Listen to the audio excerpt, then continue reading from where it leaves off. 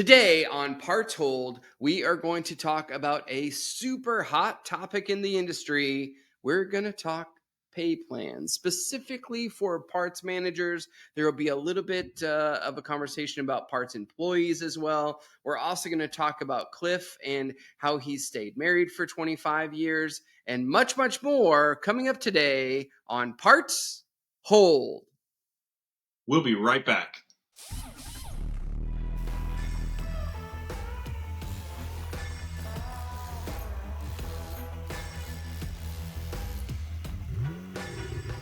So, Cliff, how long have you been married for? 25 years coming 25 up years. and coming up in April 26. It's That's pretty wild. amazing. And are you like as in love now as you were when you got married? More. Yeah, more.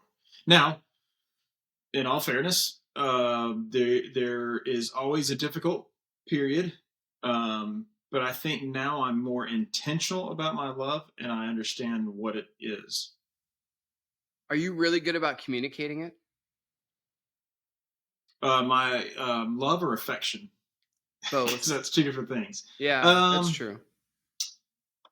Yeah, I don't know that I'm always super good about showing my love. I am super affectionate. Um, as far as like, I would be more the one wanting to cuddle or whatever. It's a little bit, mine's more, as she describes it, smothering than That's cuddling. great. But there's Um, no doubt that she isn't aware, right? yeah, I don't. I think if you were to ask her, she would be super open about that and say yes. I'm pretty good at communicating. I did pretty good at cards and stuff like that. Oh, I believe that. Yeah, I just think you're a very thoughtful person. Marriage aside, I think that you're very, very thoughtful. That definitely with the clients too. But I feel like that you've got a high level of thoughtfulness about you. So, what was your engagement like? Oh, the engagement. Um, so I got the ring, what I thought that she wanted. Um, Oh, that makes me feel like that's not what she wanted, basically. well, that might be another episode for another time. She does not wear the original ring. I did upgrade um, many years ago, but I did I went and bought the ring, did the whole thing, and then I put it around a thing of roses. And I think at the time we had been dating. I feel like we've been dating 5 years at the time, Okay. maybe four, and so I had that many roses. Oh, see, you're just thoughtful. And then I did it in front of her mom and dad at her house because Okay. we were golly, how old were we when we got engaged? Well, you had to We were be 20. early 20s, right? We were 20.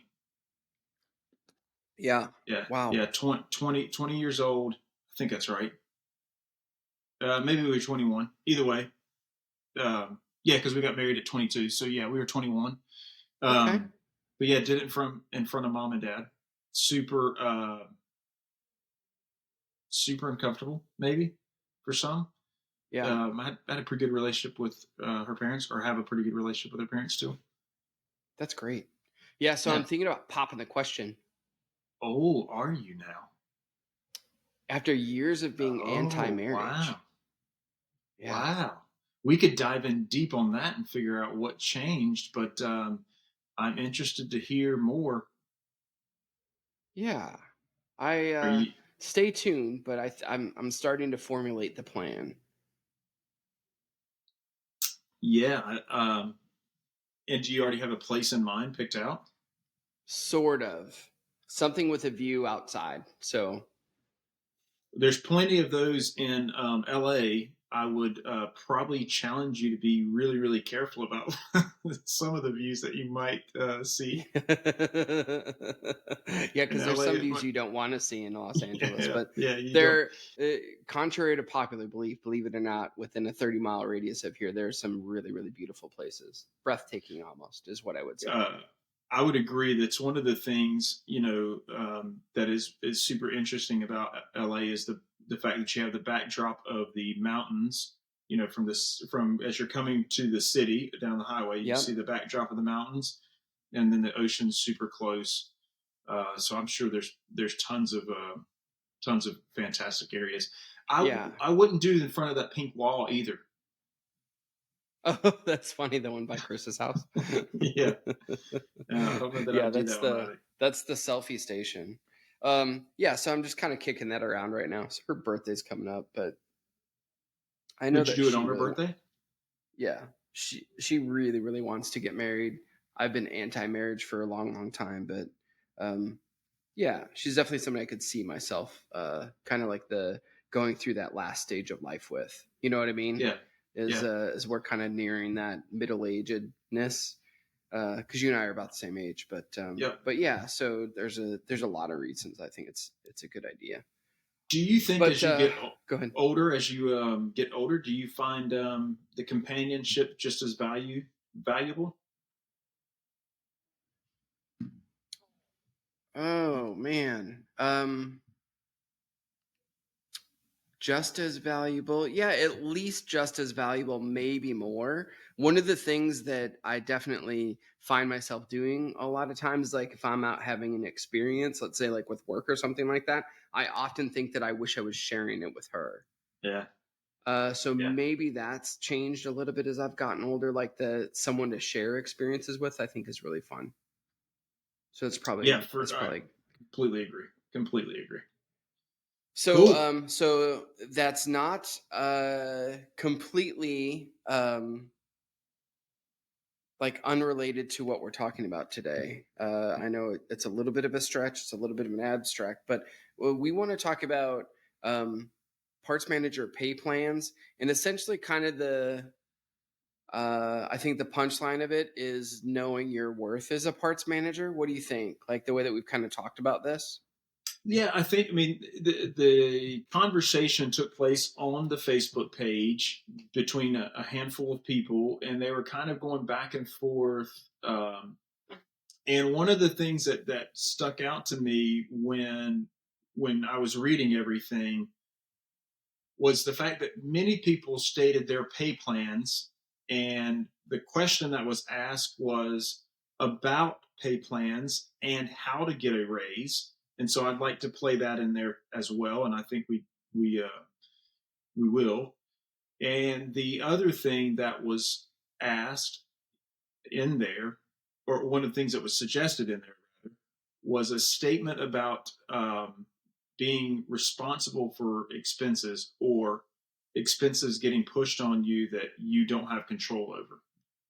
So there's a lot of layers to that, and understanding that lots of departments are set up differently, and there is a way to overcome all of that and to have conversations about all of that. I have a belief on pay plans. I think you and I share the same belief on pay plans. Uh, and I know how I was paid Yeah. as a manager. So if you were building your own pay plan as a parts manager, what would you do? Uh, the conversation. What happens with the conversation is it tends to lean towards gross versus net. That always seems to be the two dominant pay plans, obviously, for our business. For me personally, and for what I've seen to be the most beneficial, it's always been a net plan. And Yeah, so the so with that kind of being said, I think you told me in the past you were always paid off of net. Give me the pros or cons to that. let's start off early in my career when I was given the plan, and maybe I didn't completely understand it. And the other piece to that is my brother was a parts manager of a similar brand, actually the same brand, and he was 14 miles up the road from me. And while I was paid off of a net, meaning all expenses were removed. He was paid off of a net, uh, what we would call adjusted selling gross. So it's like less gross, less direct expenses. Yeah, the fixed expenses weren't a piece to him. The thing that everyone gets caught up in on the fixed expenses is everyone's claim, and I've said this too in my career, is that I have no control over that. And while that's maybe some truth or a lot of truth to that, because the rent's in there, or the power bill, or your portion of the water, or you know whatever, in the grand scheme of things, it's just a part of doing business. And I think let me rephrase that. I think it makes me more of a business minded individual to look at the entirety of my department expenses, including the fixed portion. Now, I would also probably make the argument that in some places there are extra stuff added in there, whether it be a plane or whatever the case is. When our owner at the time, 25 years ago, owned a plane, he did not charge that directly to us. So our expenses that was removed from our expenses, because that wasn't part of doing business in your department.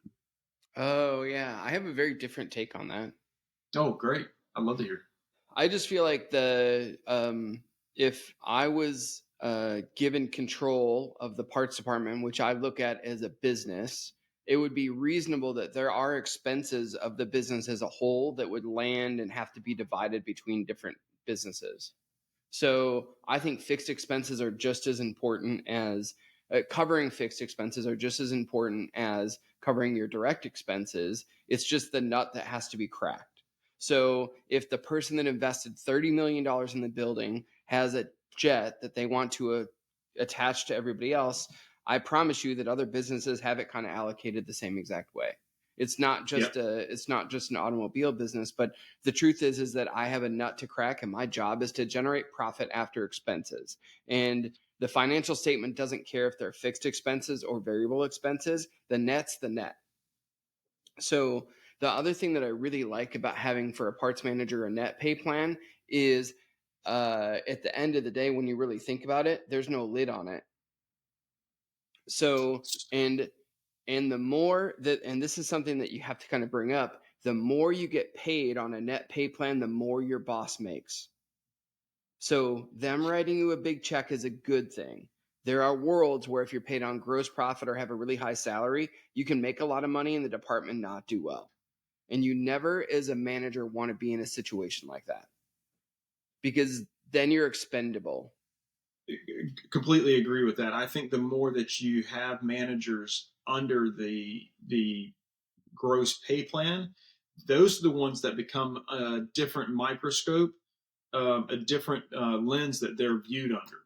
Because more so than on the net portion of it, I think you do become an expense, and that there Yeah. is no value because uh, you're not revenue minded. You're just you're chasing that gross. And um, oftentimes the communication is to get more gross, but they mean something different. Yeah. I think that's exactly right. You want to talk about, um, the things that matter to the business.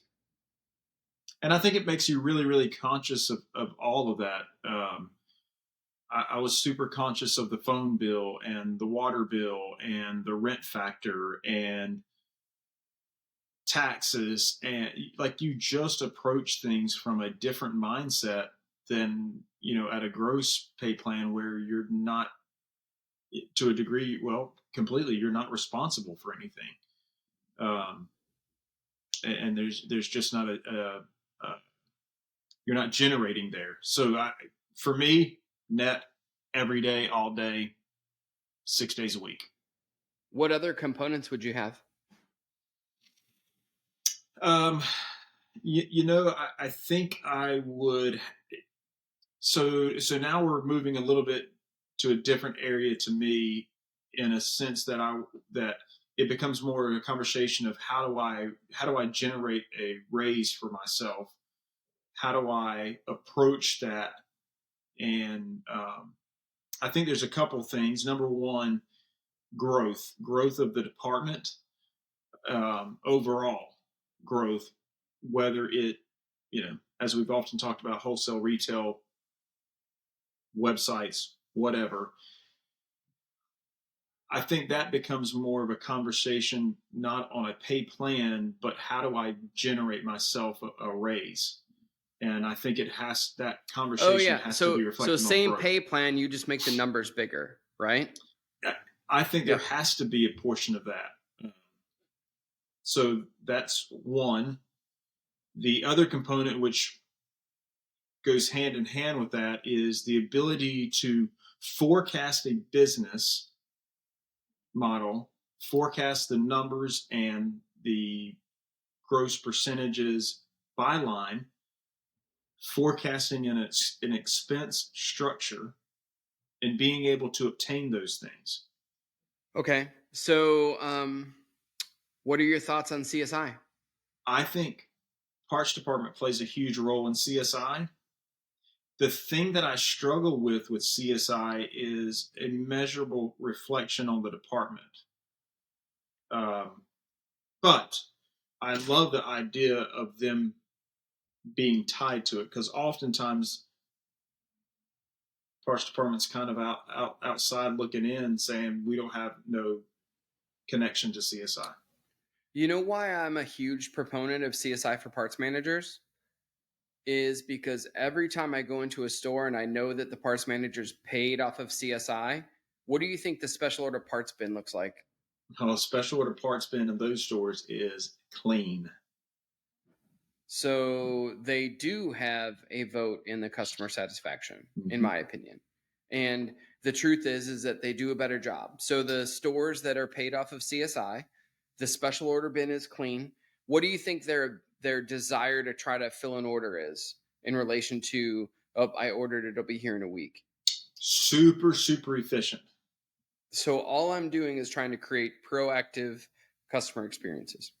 Yeah, So I'm not saying it's right. I'm not saying that it's fair that, you can make a case that the parts department shouldn't be judged off of this, that, and the other thing. But at the end of the day, the service department and the parts department have to be a team for the customer. So I do think that there should be skin in the game for both. so in this conversation, you and I have had thousands of conversations with thousands of service advisors, and stay with me for just a second. Oftentimes you hear a service advisor say something to the effect of they got bad CSI because the technician didn't do whatever, and Or I the don't car think it's wash. fair.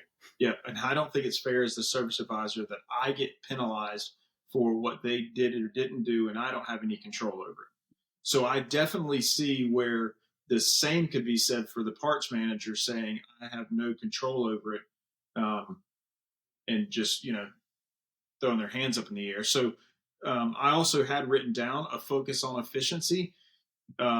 So to your point there, the CSI that definitely would play into effect there, and I I love that piece. That Yeah, would be a. Would you do that quarterly or would you do that on a monthly basis? monthly. And you would do departmental CSI Yeah, I would probably I'd probably put a kicker into for CSI into countering people's pay plans too, personally.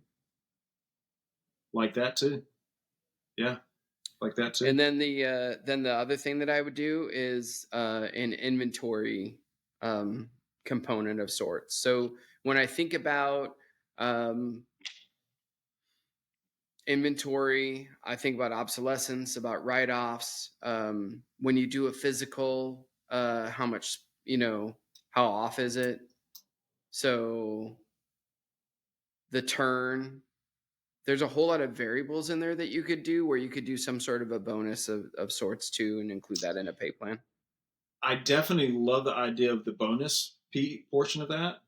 One of the things that happens in parts departments, and I'm sure you've seen it dozens of times, if not hundreds of times, is them to do a physical inventory and it be way different, and the parts manager's happy that he had more on hand than the general ledger did.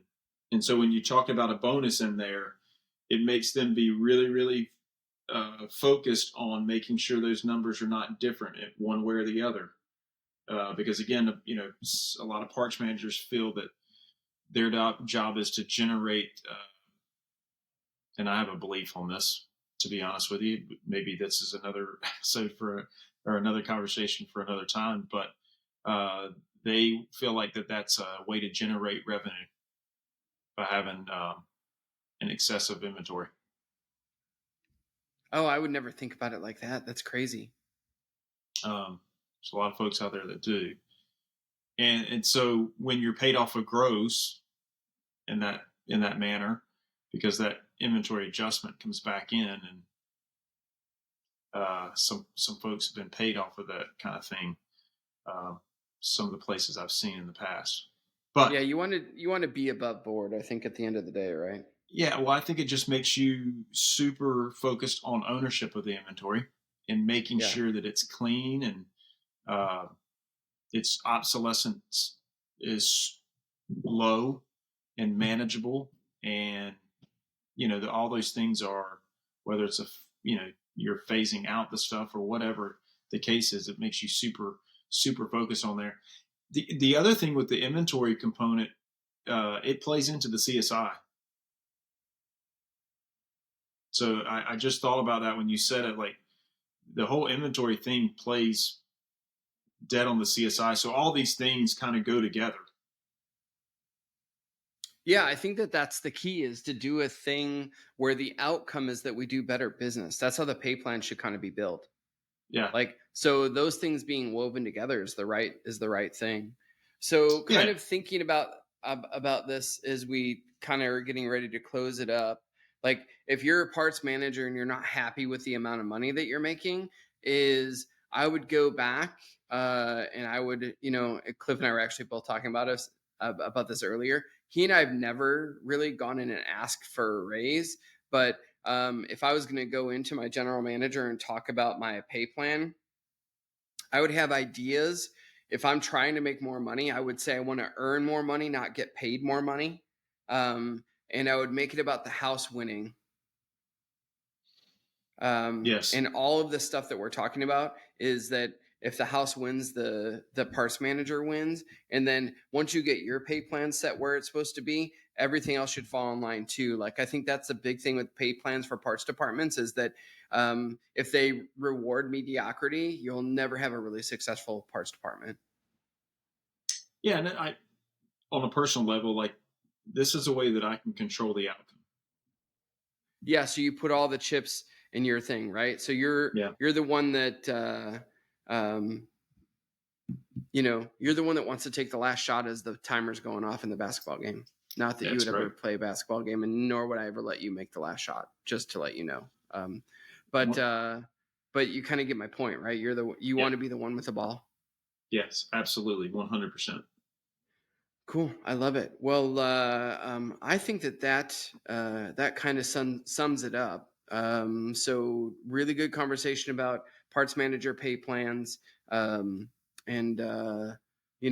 if you're thinking about going in, or thinking about that you need a raise, or something to that effect, I'd be as proactive as humanly possible. And the one thing I wouldn't do is go in and stomp my foot on a desk and demand a raise. I think it's way more about trying to get a pay plan where you can earn and control the outcome, and you won't be disappointed with the results. Like, if they're winning, you're winning. And I'd build a pay plan too, where if you're really successful, they don't turn around and try to change it. Um, And, and it's something to be super proud of.